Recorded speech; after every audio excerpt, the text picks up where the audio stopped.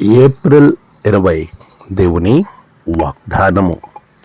మీ హృదయములు తెప్పరిల్లి నిత్యము బ్రతుకును. కీర్తన 22:6.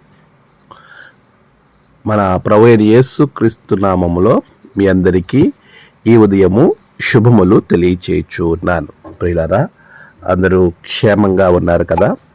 దేవుని మహాకృపను బట్టి మనము మరొక నూతన దినాన్ని కలిగి ప్రభువును స్తుతించడానికి ఈ దినము ప్రభు మనకు అనుగ్రహించి ఉన్నారు.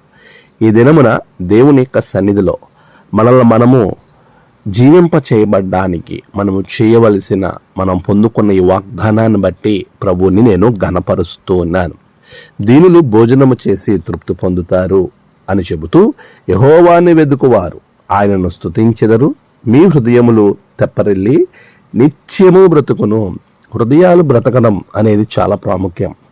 మనము జీవించి ఉండటము, మన జీవితము సార్థకతను సంతరించుకుని దేవుని కొరకు సాక్షిగా మనం జీవించాలి అని వాక్యము చాలా స్పష్టంగా తెలియజేస్తుంది.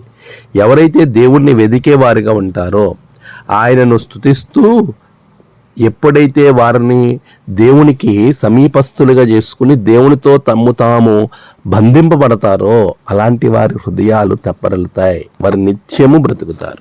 నిత్యము బ్రతకడము, నిత్య జీవంలోనికి వెళ్ళటము చాలా అవసరము.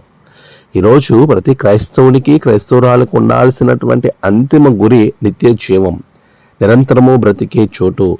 అది స్వార్థంతో కూడినటువంటి ఆలోచన మాత్రం కాదు. చాలామంది ఏమంటారంటే, ఇది స్వార్థం, ఏదో ఆశించి ఇక్కడ జీవించడం కరెక్ట్ కాదని క్రైస్తవ వ్యతిరేకులు, క్రీస్తు మార్గాన్ని వ్యతిరేకించే అనేక మంది సంధించే ప్రశ్న ఇది. అయితే ప్రభు చెప్తున్నాడు, ఇది నీ శరీరం కాదు, ఇది నీ సొత్తు కాదు.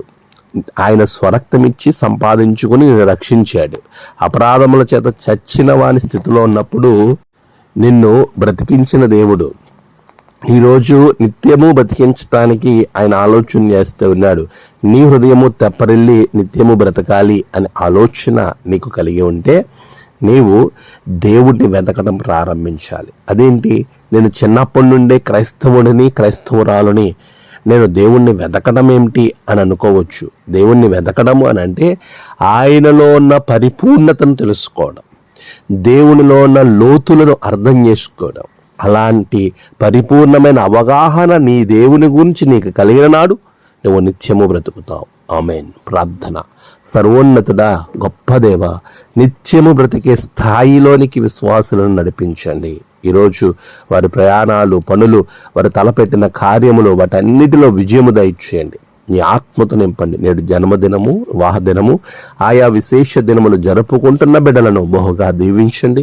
తమ ప్రియులను కోల్పోయి ఆదరణ కొరకు ఎదురు చూస్తున్న బిడ్డలకు ఆదరణ దయచేయండి. ఈ దిన దీవెనతో నింపండి, ఆశీర్వదించండి. యేసు నామమున ప్రార్థించి వేడుకొంచున్నాము తండ్రి. ఆమేన్. తండ్రి, కుమార, పరిశుద్ధాత్మ త్రియేక దేవుని దీవెన మీకు తోడుగా ఉండి నడిపించును గాక. ఆమేన్.